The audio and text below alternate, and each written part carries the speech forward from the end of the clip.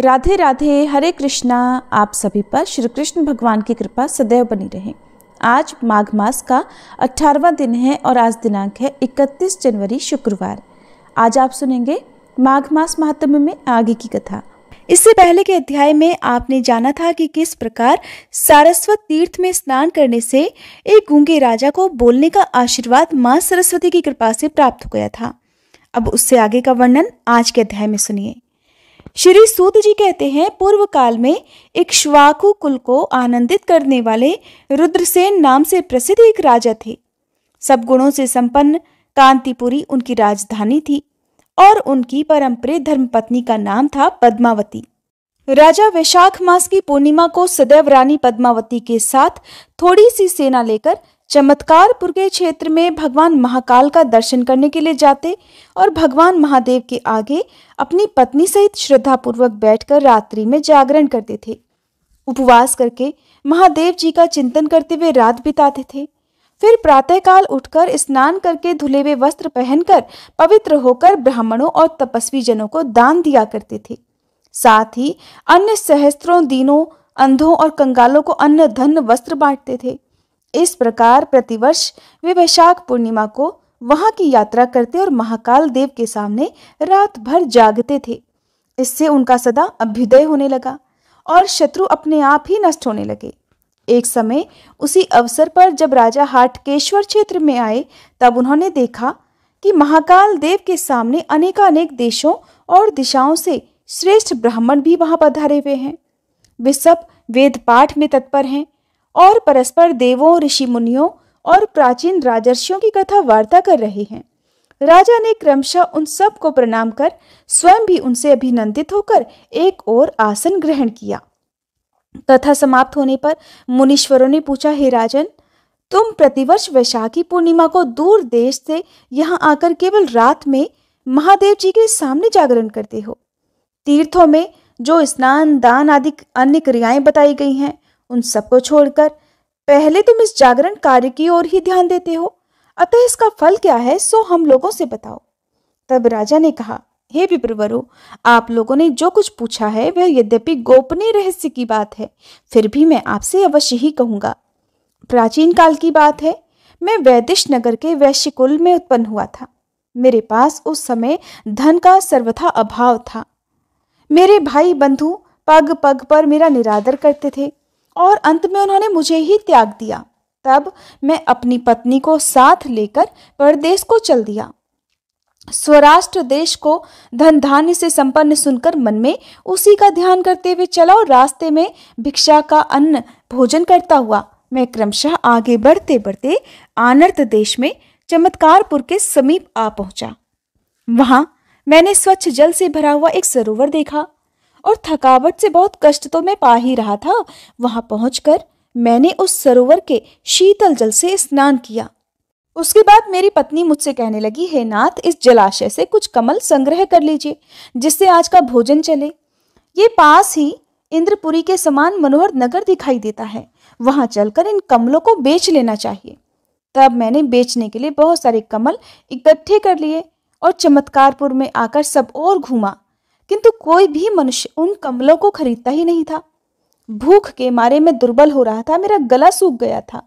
उस समय सूर्यास्त हो गया। तब मैं वैराग्य भाव को प्राप्त होकर पत्नी के साथ एक टूटे फूटे मंदिर में गया और उन कमलों को पृथ्वी पर रखकर लेट गया। फिर आधी रात बीतने पर मैंने गाने की ध्वनि सुनी। तब मेरे मन में विचार हुआ कि निस्संदेह आज यहाँ जागरण का पर्व है, इसलिए चलूं। अगर कोई मेरे इन कमलों को मूल्य देकर ले लेगा तो भोजन की व्यवस्था भी हो जाएगी। ऐसा निश्चय करके उन सभी कमलों को उठाकर मैं अपनी पत्नी के साथ जहां से उस गीत की सुंदर ध्वनि आ रही थी उसी ओर चल दिया। वहां जाने पर मैंने देवताओं के स्वामी भगवान महाकाल को श्रेष्ठ ब्राह्मणों द्वारा पूजित होते हुए देखा। वे ब्राह्मण भगवान के आगे बैठकर जप और गीत में लगे हुए थे। कोई नृत्य करते, कोई गीत गाते, कोई होम करते और कोई धार्मिक उपाख्यान कर रहे थे। तब मैंने एक व्यक्ति से पूछा, यहाँ क्यों जागरण किया जाता है? उसने कहा कि आज भगवान महाकाल की प्रसन्नता के लिए उपवास परायण ब्राह्मणों द्वारा भक्तिभाव से जागरण किया जाता है। आज वैशाख मास की पुण्यमय तिथि पूर्णिमा है। इस समय जो मनुष्य भगवान महाकाल के आगे भक्ति पूर्वक जागरण करता है वह निश्चय ही स्वर्गलोक को प्राप्त होता है। तब मैंने कहा, हे भद्र पुरुष, मेरे पास कमल के फूल हैं, इन्हें ले लीजिए और बदले में कुछ मूल्य मुझे दे दीजिए जिससे मेरा भोजन चले। तब उसने 3 पल स्वर्ण देना चाहा। ये देखकर मैंने सोचा, स्वयं ही क्यों ना इन कमलों से देवेश्वर महादेव जी की पूजा करूं। लगता है पूर्व जन्म में मेरे शरीर से कोई भी पुण्य कर्म नहीं हुआ था, इसीलिए इस जन्म में मुझे ऐसी दुर्गति भोगनी पड़ रही है। किंतु क्या करूं, मेरी प्रियवादिनी पत्नी का गला भूख के मारे सूखा जा रहा है और इसमें संदेह नहीं कि अगर अन्न ना मिला तो ये कल तक जीवित भी नहीं रहेगी। इस प्रकार चिंता में पड़े हुए मुझसे मेरी विनयशीला पत्नी कहने लगी, नाथ, धन के लोभ से इन कमलों को मत बेचो। आज अपने पास अन्न ना होने से स्वतः उपवास व्रत का योग लग गया है। भूख की कष्ट से अब तक तो हम जागते ही रहे हैं, शेष रात्रि में और भी जागरण कर लेंगे। हमने सरोवर में दिन के समय स्नान करके देव पूजन तो किया ही था, इस समय भी इन कमलों से हम भगवान महाकाल का पूजन करें, इससे हम दोनों का ही परम कल्याण होगा। पत्नी के ऐसा कहने पर फिर हम दोनों ने बड़ी प्रसन्नता के साथ कमल पुष्पों से महादेव जी का पूजन किया। भूख की पीड़ा से नींद तो हमारे पास आई ही नहीं। प्रातःकाल जब सूर्योदय हुआ उस समय भूख से पीड़ित होकर उसी स्थान पर मेरी मृत्यु हो गई। तब मेरी पत्नी ने मेरे शरीर को लेकर बड़े हर्ष के साथ चिता की अग्नि में प्रवेश किया। उसी पुण्य के प्रभाव से मैं कांतिपुर का राजा हुआ और मेरी पत्नी दशार्ण देश के राजा की पुत्री हुई, जिसे अपने पूर्व जन्म की बातों का भी स्मरण था। दशार्ण राज ने इसका स्वयंवर रचाया और उसमें इसने मुझे पहचान कर मुझको ही वरण किया और मैंने भी इसे अपने पूर्व जन्म की पत्नी समझकर अपना लिया। इसी कारण से मैं प्रतिवर्ष वैशाख पूर्णिमा को यहाँ आकर अपनी धर्म पत्नी के साथ महाकाल देव के सामने जागरण और पुष्प, धूप तथा चंदन आदि के द्वारा उनका पूजन किया करता हूँ। ब्राह्मणों, उस समय तो मैंने बिना श्रद्धा के ही जागरण किया था, फिर भी महादेव जी की कृपा से मुझे ऐसा फल प्राप्त हुआ। अब मैं जो श्रद्धा पूर्वक शास्त्रोक्त विधि से जागरण कर रहा हूँ, इसका फल भगवान मुझे कितना उत्तम देंगे ये तो मैं खुद भी नहीं जानता। ये सुनकर वहां आए हुए श्रेष्ठ ब्राह्मणों ने राजा को अनेक बार साधुवाद किया और इस प्रकार कहने लगे, हे राजन, आपने ठीक कहा है। भगवान महाकाल की कृपा से इस धरती पर कोई भी वस्तु दुर्लभ नहीं, इसलिए हम भी प्रतिवर्ष श्रद्धा से यहाँ रात्रि जागरण किया करेंगे। उसके बाद राजा और उन ब्राह्मणों ने बड़े हर्ष के साथ गीत, वाद्य, नृत्य, धर्म कथा आदि कार्यों को करते हुए महाकाल जी के समीप रात भर जागरण किया। प्रातःकाल उठकर राजा ने महाकाल का पूजन किया और उन सब ब्राह्मणों से आज्ञा लेकर सेना सहित अपनी पुरी को प्रस्थान किया। फिर समय अनुसार शरीर का अंत होने पर उन्होंने जरा और मृत्यु से रहित परम पद को प्राप्त कर लिया। श्री सूत जी कहते हैं, हे महर्षियों, इस प्रकार मैंने आप लोगों के समक्ष भगवान महाकाल के उत्तम महात्म्य का वर्णन किया है, जो सब पापों का नाश करने वाला है। श्री सूत जी कहते हैं, महर्षियों, उसी क्षेत्र में एक महापुण्यदायक कुंड भी है, जिसके तट पर कलशेश्वर देव का निवास है। उनका दर्शन करने से मनुष्य सभी पापों से मुक्त हो जाता है। प्राचीन काल में कलश नाम से प्रसिद्ध एक यदुवंशी राजा हुए। वे विधि पूर्वक यज्ञ करने वाले और सभी लोगों के हित में तत्पर थे। एक समय महर्षि दुर्वासा के शाप से उन्हें व्याघ्र होना पड़ा। व्याघ्र रूप में वन में रहते हुए बहुत से ब्राह्मणों को मारकर खा जाया करते। इस प्रकार उनका बहुत सारा समय बीत गया। कुछ समय के बाद उस देश में गौओं का एक मनोरम झुंड आ निकला, जिसके साथ बहुत से गोप गोपी थे। उस झुंड में एक नंदिनी नामक धेनु थी, जिसके थन बहुत मोटे थे और जो घड़ों घड़ों दूध दिया करती थी। वह धेनु गाय घास के लोभ से आगे बढ़ती हुई एक कुंज के भीतर गई तो वहां उसने भगवान शंकर का लिंगमय स्वरूप देखा, जो 12 सूर्यों के समान तेजस्वी लग रहा था। गऊ ने बड़ी श्रद्धा के साथ वहीं खड़ी होकर उस शिवलिंग को स्नान कराने के लिए उस पर बहुत दूध की धारा बहाई। उसका यह नियम प्रतिदिन चालू रहा, किंतु इस बात को कोई नहीं जानता था। एक दिन उस स्थान पर तीखी दाढ़ वाला वही व्याघ्र आया और दैवयोग से नंदिनी गाय पर उसकी दृष्टि पड़ गई। तब गौओं के समुदाय में बंधे हुए अपने छोटे बछड़े की याद करके वह गाय करुण स्वर में विलाप करने लगी। फिर उसने मन ही मन कहा, जिस सत्य और शिव भक्ति से प्रेरित होकर मैं भगवान शिव को स्नान कराने के लिए यहाँ आई थी, उसी के प्रभाव से मुझे अपने बछड़े से मिलने का अवसर प्राप्त हो। इस प्रकार नंदिनी जब करुण विलाप कर रही थी, उसी समय व्याघ्र ने हंसकर कहा, अरे अब तो तू पूर्णतः मेरे वश में है, क्यों व्यर्थ प्रलाप कर रही है? तब धेनु बोली, मैं अपने लिए विलाप नहीं कर रही। भगवान शिव की पूजा के लिए आने पर अगर मेरी मृत्यु भी हो गई तो ये मेरे लिए शुभदायक ही होगी, किंतु मेरा बछड़ा जो गौओं के झुंड में बंधा हुआ है, मेरे लौटने की राह देखता होगा। वो अभी दूध पीकर ही जीवित रहता है। सोचती हूं मेरे बिना वो कैसे जीवित रहेगा। हे महाव्याघ्र, मेरे बेटे के लिए मेरे हृदय में स्नेह उमड़ आया है, इसलिए आज तुम मुझे छोड़ दो। मैं अपनी सखियों को सौंपकर फिर तुम्हारे पास जल्दी लौट आऊंगी। व्याघ्र कहने लगा, तुम तो इस समय मृत्यु के मुख में आ गई हो। अब अगर किसी प्रकार बचकर निकल जाओगी तो फिर वापस उसी मृत्यु के मुख में भला कैसे लौट कर आओगी? तब नंदिनी ने कहा, व्याघ्र, मैं शपथ खाकर कहती हूं कि तुम्हारे पास अवश्य लौट कर आऊंगी। ब्राह्मण की हत्या करने और माता पिता को छलने से जो पाप लगता है, उसी पाप में मैं लिप्त हो जाऊं अगर मैं पुनः लौट कर ना आऊं। रजस्वला स्त्री से संपर्क करने वाले तथा बिना वस्त्रों के सोने वाले पुरुष को जो पाप लगता है, मैं उसी पाप से लिप्त हो जाऊं जो मैं लौट कर ना आऊं। गौ, कन्या और ब्राह्मणों को कलंकित करने वाले लोगों को जो पाप लगता है, उस पाप में मैं भी लिप्त हो जाऊं जो मैं पुनः लौट कर वापस ना आऊं। इन शपथों को सुनकर व्याघ्र कहने लगा, अगर ऐसी बात है तो घर को जाओ और अपने पुत्र को जी भर कर देख लो, फिर उसे अपनी सखियों को सौंपकर शीघ्र लौट आना। फिर नंदिनी जहां उसका बछड़ा बंधा हुआ था उसी स्थान पर गई। अपनी माता को रंभाता हुआ देखकर वह बछड़ा बोला, मां, आज तुम्हारा मन इतना बेचैन क्यों हो रहा है?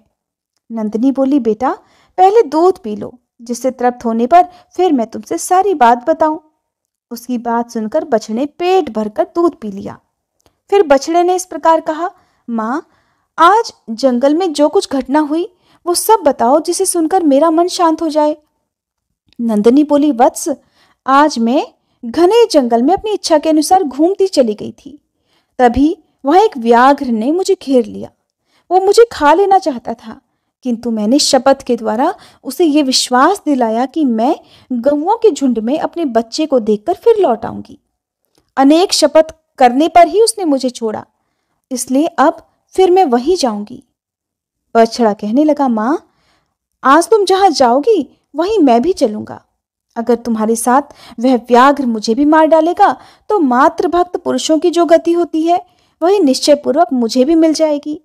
बालकों के लिए माता के समान दूसरा कोई बंधु नहीं, और माता के समान कोई रक्षक भी नहीं, और माँ के समान दूसरी कोई गति नहीं है।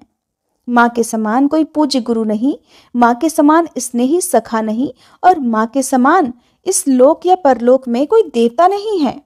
नास्ति मात्र समः पूज्यो नास्ति मात्र समः सखा न अस्ति मात्र समो देव इहलोके परत्र च। फिर बछड़ा आगे कहने लगा कि ऐसा मानकर श्रेष्ठ पुरुषों को सदा अपनी माता के प्रति भक्ति रखनी चाहिए। जो पुत्र मात्र भक्ति को ही प्रजापति निर्मित परम भक्ति मानकर सदा उसका आचरण करते हैं, वे परम गति को प्राप्त होते हैं। इसलिए तुम इस गोकुल में रहो, मैं ही व्याघ्र के पास जाऊंगा और मैं अपने प्राण देकर तुम्हारे प्राणों की रक्षा करूंगा। नंदिनी ने अपने बछड़े की बात सुनकर कहा, बेटा, आज के दिन मेरी ही मृत्यु नियत है, तुम्हारी नहीं। फिर तुम अपने प्राणों से मेरे प्राणों की रक्षा कैसे कर सकते हो? वत्स, तुम्हें तो अपनी माँ के उपदेश का ही पालन करना चाहिए। वन में घूमते समय कभी तुम प्रमाद मत कर बैठना। अधिक लोभ होने से इस लोक और परलोक में भी देहधारी का नाश ही होता है। लोभ से मोहित पुरुष समुद्र में, घोर जंगल में और भयानक रणभूमि में भी प्रवेश कर जाता है। लोभ, प्रमाद और सब पर विश्वास, इन्हीं 3 दोषों से प्रत्येक प्राणी बंधता और मारा जाता है। इसलिए लोभ ना करे, प्रमाद में ना पड़े और हर एक पर विश्वास ना करे। पुत्र, तुम्हें सदा प्रयास करके घने वन में भ्रमण करते समय संपूर्ण हिंसक जीवों से अपने शरीर की रक्षा करनी चाहिए। दुर्गम स्थान में अगर तिनके और घास आदि हो तो किसी प्रकार भी उसे चरना नहीं चाहिए। अपना झुंड छोड़कर कभी अकेले नहीं जाना चाहिए। इस प्रकार अपने बछड़े को समझाकर और उसे बार बार चाटकर नंदिनी ने अपनी सखियों के पास वन में जाकर कहा, बहनों, मेरी बात सुनो। आज मैं अपने झुंड से थोड़ी दूर पर घूमती हुई एक घने और निर्जन वन में चली गई। वहां मुझे एक व्याघ्र ने पकड़ लिया, परंतु अनेक प्रकार की शपथों द्वारा उसे विश्वास दिलाकर मैं तुम लोगों से मिलने और अपने बच्चे को आखिरी बार देखने के लिए यहाँ आई हूँ। इस समय बच्चे को देखा, बात की और इसे कर्तव्य का उपदेश भी दिया। अब इसे तुम्हारे हवाले करती हूँ। इसको अपना ही बच्चा समझना। जानकर या अनजाने में मैंने तुम लोगों का जो कुछ भी अपराध किया हो वह सब कृपा पूर्वक क्षमा करना। मेरा ये दूध मुहा बच्चा आज से अनाथ हो रहा है। इस दीन दुखी, दुर्बल और मात्र शोक से संतप्त बालक का तुम सब लोग मिलकर पालन करना। अगर ये विषम स्थान में घूमता हो, दूसरे किसी झुंड में जाता हो या न करने योग्य कार्यों में संलग्न रहता हो तो तुम सदा इसे रोकती रहना। अब मैं जहां व्याघ्र मेरी प्रतीक्षा में खड़ा है वहां जाऊंगी। सुनकर दूसरी गौवें कहने लगी, नंदिनी, तुम किसी प्रकार भी वहां मत जाओ। हंसी में या स्त्रियों के बीच में, विवाह काल में, प्राण संकट के समय तथा सर्वस्व का अपहरण होते समय, इन 5 समय में कही गई असत्य बातें पाप नहीं मानी गई हैं। इसलिए तुम्हें वहां नहीं जाना चाहिए। नंदिनी ने कहा, सखियों, दूसरों के प्राण बचाने के लिए वैसा असत्य ठीक हो सकता है, परंतु अपने प्राणों की रक्षा करने के लिए साधु पुरुष असत्य भाषण की प्रशंसा कभी नहीं करते। ये संपूर्ण लोक सत्य पर ही विराजमान है। धर्म भी सत्य के ही आधार पर स्थित है। समुद्र सत्य वचन से ही कभी अपनी सीमा का उल्लंघन नहीं करता। दैत्यराज बलि भगवान विष्णु को भूमि दान करके स्वयं पाताल में चले गए हैं। अपने उस सत्य वचन में स्थित होने पर वे पुनः वहां से बाहर नहीं निकलते। जो किसी बात की प्रतिज्ञा करके उसका ठीक ठीक पालन नहीं करता, उस चोर और अपवित्र बुद्धि वाले पुरुष ने कौन सा पाप नहीं किया। सखियों ने कहा, नंदिनी, तुम समस्त देवताओं और दैत्यों के लिए भी वंदनीय हो, जो कि सत्य की रक्षा के लिए दुस्तर्ज प्राणों का भी त्याग कर रही हो। कल्याणी, तुम तो स्वयं ही धर्मार्थ वचन बोलने वाली हो, समस्त सद्गुणों से संपन्न हो और सदा सत्य में स्थित रहती हो। हम लोग भला तुम्हें क्या शिक्षा देंगी। महाभागे, जाओ, बच्चे के लिए शोक मत करो। तुमने हमारे लिए जो आज्ञा दी है उसका हम सब पालन करेंगी, परंतु हम इस बात को जानती हैं कि सदा सत्य में स्थित रहने वाले प्राणियों का आरंभ किया हुआ कोई भी कार्य निष्फल नहीं जाता। श्री सूत जी कहते हैं, महर्षियों, नंदिनी अपनी सखियों से इस प्रकार बात करके उस व्याघ्र के पास चल दी जहां वह व्याघ्र उसकी ही प्रतीक्षा में खड़ा हुआ था। वहां पहुंचकर नंदिनी बोली, हे महाव्याघ्र, मैं अपने सत्य और शपथ पर स्थित रहकर तुम्हारे सामने आ गई हूं। अब तुम मेरे मांस से यथेष्ट तृप्ति लाभ करो, अपना पेट भरो। सत्य का सहारा लेकर अपने प्राणों का भय छोड़कर फिर से अपने पास आई हुई नंदिनी को देखकर वह दुष्टात्मा व्याघ्र भी बड़े भारी वैराग्य को प्राप्त हो गया। कहने लगा, हे सत्यवादिनी, तुम्हारा स्वागत है।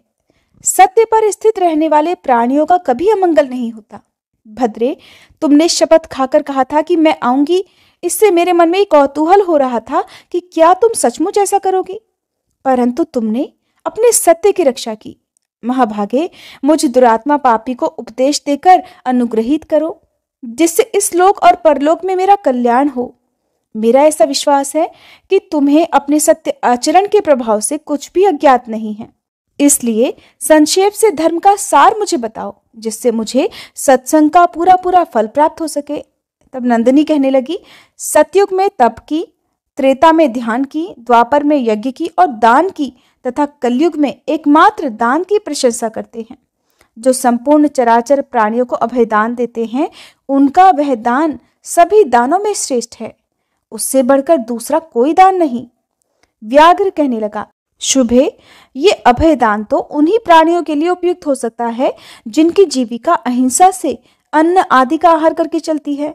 हम जैसे जीवों का जीवन निर्वाह तो हिंसा के बिना हो ही नहीं सकता।